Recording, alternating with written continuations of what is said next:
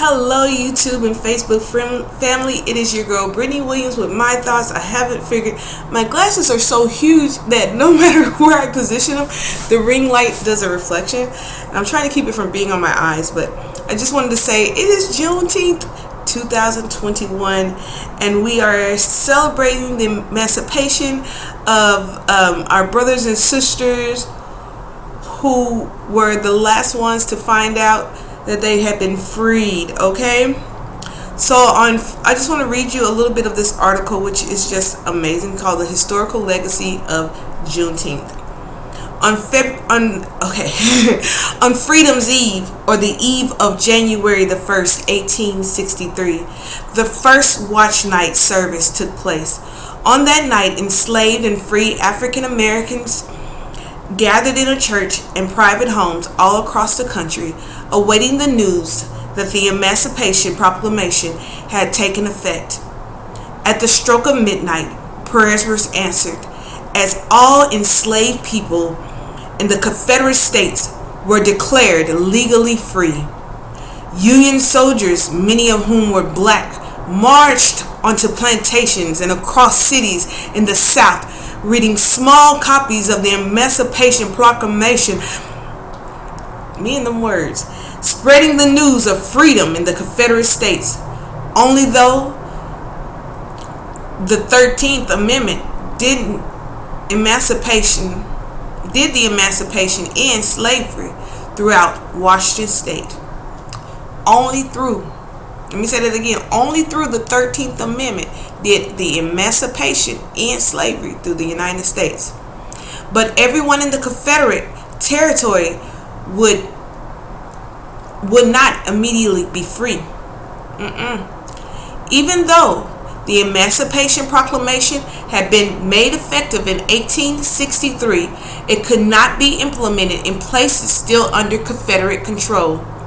As a result, in the westernmost Confederate states of Texas, enslaved people would not be free until much later.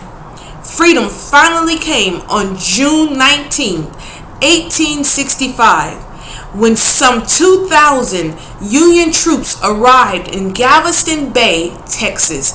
The Army announced that more than 250,000 enslaved black people in the state were free by executive decree.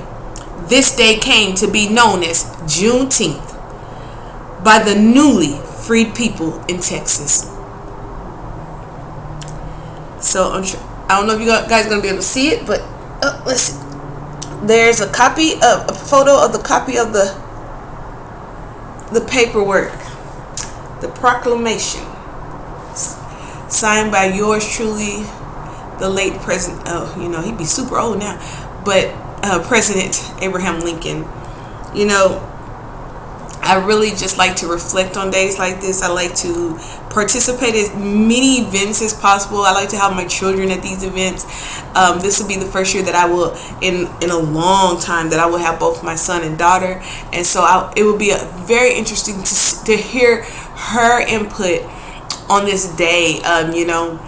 Being a 13-year-old, to hear how they feel about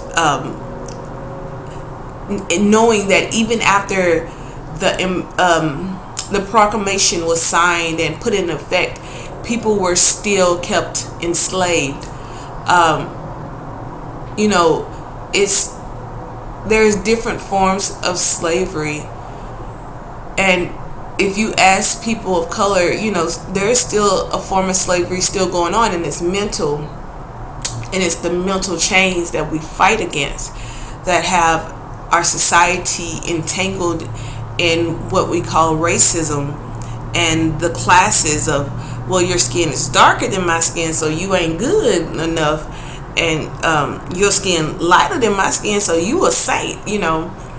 We're still dealing with that. So on today, I'm just really excited to not only celebrate but reflect the milestones that we as people of color have overcome in this nation since the 1800s.